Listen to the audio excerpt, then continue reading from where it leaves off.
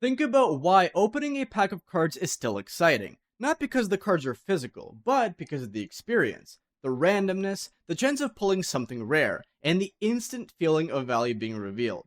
That core mechanic has been at the center of the collectibles industry for decades. Collectibles are now a global industry with hundreds of billions of dollars, yet ownership, liquidity, and resale still rely on slow physical systems that do not scale well in a digital world. What makes this interesting right now is that this shift is already happening in live products, not future roadmaps. This is where crypto starts to play a real role by upgrading how collectibles are owned, traded, and moved. My name is Danilo, and today I'm breaking down how the collectibles industry is converging with crypto right now. From pack ripping and repacks to on-chain ownership and real-world assets, we will look at how companies are modernizing collecting without breaking what collectors already love. If that sounds interesting to you, make sure to hit that subscribe button and ring the notification bell so you never miss future crypto updates. Alright, let's get into it. At its core, the traditional collectibles industry follows a pretty familiar path. You buy packs or individual items, hope to pull or acquire something valuable, and then decide what to do next. Some collectors hold items for years. Others trade, sell, or send them off to be graded in hopes of increasing their value. The process itself has barely changed, even as prices and demand have exploded in recent years. Once value enters the picture, friction starts to show up quickly. Grading can take months. Selling often means co-signing items to marketplaces or auction houses. Settlement can be slow, fees stack up, and trust becomes a constant concern. Even something as simple as proving authenticity or ownership usually depends on centralized intermediaries rather than systems collectors can verify themselves. Storage adds another layer of complexity. High-value collectibles are frequently locked away in vaults or safety deposit boxes, sometimes across borders.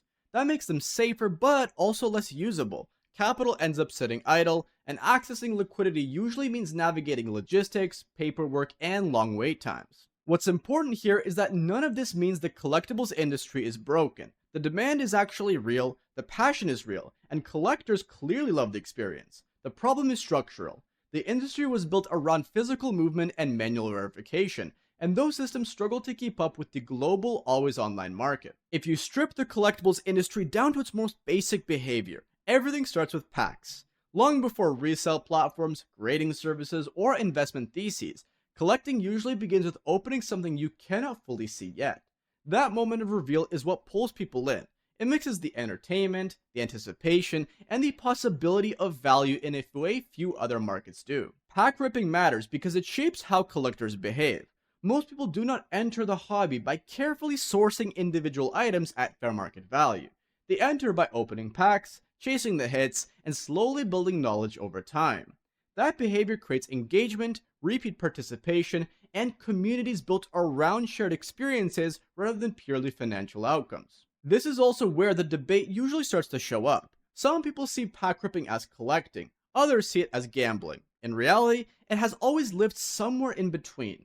The difference is that, unlike traditional gambling, you walk away with a tangible, ownable asset that can be held, traded, or sold later. That distinction is subtle, but it does matter. This gray area is not new. It has existed for as long as collectible packs have existed. What changes over time is not the behavior itself, but how fast, liquid, and accessible the experience becomes. That is why pack ripping continues to sit at the center of the industry, even as the infrastructure around it evolves. Once you understand how collectors behave, the role crypto plays becomes much clearer. Crypto does not change why people collect or how pack ripping works at a behavioral level. What it changes is what happens after that moment of reveal.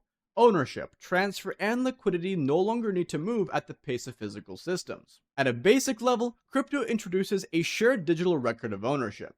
Instead of relying entirely on platforms, paperwork, or intermediaries to track who owns what, ownership can be represented digitally and updated instantly when something is bought, sold, or transferred.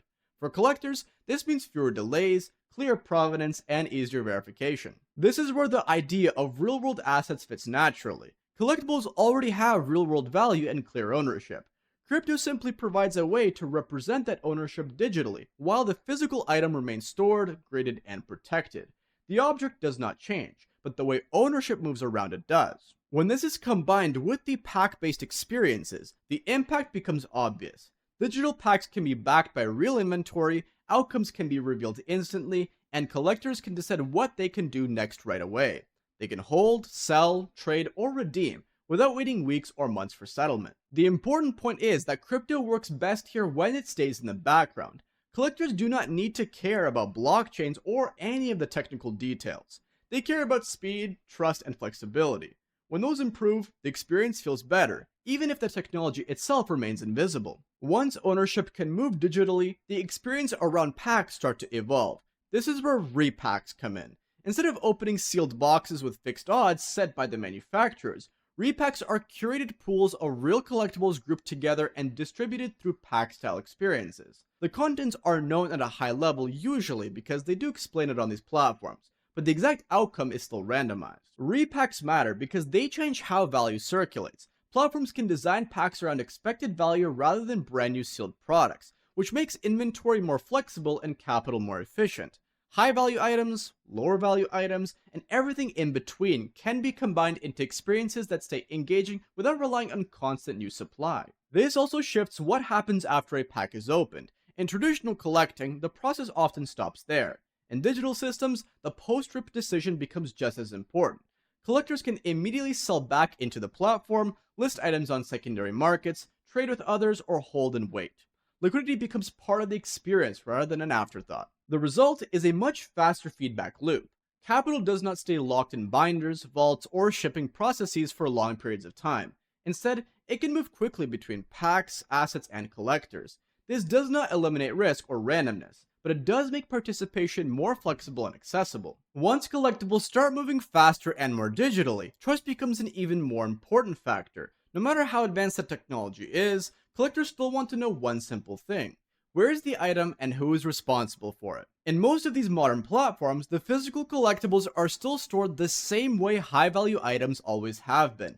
They are graded, insured, and held in secure vaults. The difference is not in how the item is protected, but in how ownership around that item is tracked and transferred. Crypto handles the ownership layer, while traditional custody handles the physical layer. Redemption is a key part of this trust model. Collectors need the option to take possession of the physical item if they want to. Without that ability, digital ownership would feel abstract and fragile. Platforms that get this right make redemption clear, predictable, and verifiable, which helps keep the system grounded in the real world. There is also the regulatory side of the conversation. Because pack ripping involves randomness and value, platforms have to be careful about how these experiences are designed. Transparency around the odds, inventory backing, and post-rip options matter. The goal is to create an experience that feels familiar to collectors while avoiding structures that resemble pure gambling. This layer of trust, custody, and regulation is what separates serious platforms from short-term experiments. Crypto can speed things up, but it cannot replace the fundamentals. When these pieces are handled all correctly, the technology fades into the background and the experience feels safer, not riskier. At this point, it's clear that pack ripping itself is no longer the differentiator. Across the Web3 collectibles market, most platforms have converged on the same basic interface. Open a pack, reveal an outcome, and decide what to do next. The experience has effectively become standardized. What's interesting is not the packs, but the fact that the very different types of companies have all landed on the same model. You have seen traditional companies like Collectibles.com add pack-based experiences such as Repacks as an extension of existing collector tools. You see Web3 native platforms like Collector Crypt and Fidgetals building entirely around on-chain ownership and liquidity, with packs acting as the entry point. The common thread here is not a specific product or feature, it's the realization that pack ripping is the most intuitive way to onboard users into collectibles, whether they come from traditional collecting or crypto. Once that behavior is standardized, the real competition shifts underneath the surface. This is why the Web3 collectibles market is starting to look more mature. The industry is no longer experimenting with what collectors want to do. It's competing on how ownership is represented, how liquidity works after the reveal, and how much control users have over their assets once the pack is open. Seen this way, pack ripping is less of an innovation and more of a shared language. The real evolution is happening in the infrastructure that supports it. This convergence between collectibles and crypto is not happening by accident, and it is not happening because of a single breakthrough. It's happening because several shifts have lined up at the same time, both inside and outside of crypto. First, collector behavior has changed. A new generation of collectors grew up online. They are comfortable with digital inventories, instant transactions, and global marketplaces. Waiting weeks to grade, ship, or settle feels increasingly outdated when everything else in their lives moves in real time. Pack ripping still matters, but expectations around speed and flexibility have evolved. Second, the collectibles market itself has become more financialized. Prices are higher, participation is broader, and more people now think about collectibles in terms of capital allocation, not just the passion. When more money is involved, friction becomes more painful. Liquidity, transparency, and exit options start to matter a lot more than they used to. But hey, at the same time, crypto has matured. After years of experimentation, the industry has moved away from trying to force entirely new behaviors and towards supporting existing ones. Infrastructure is more stable, custody solutions are better, and representing real-world ownership digitally is no longer theoretical. This does make it easier for collectibles platforms to use crypto quietly, without asking users to change or how they think and act. What ties all this together is the timing.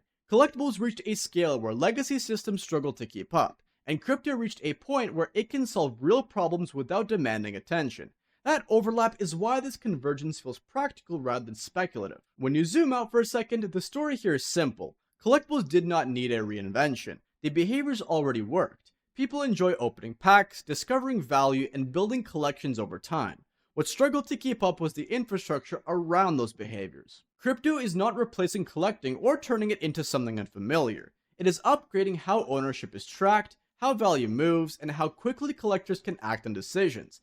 Pack ripping has become the common entry point, and the real evolution is happening underneath the surface in liquidity, custody, and control. So, the real question is, if crypto adoption is going to happen quietly through real products, could collectibles be one of the clearest paths there? Let me know down in the comments below. If you want more videos like this breaking down where Web3 is actually being used, make sure to hit that subscribe button and ring the notification bell so you never miss future crypto updates. Thanks for watching, and I'll see you in the next one.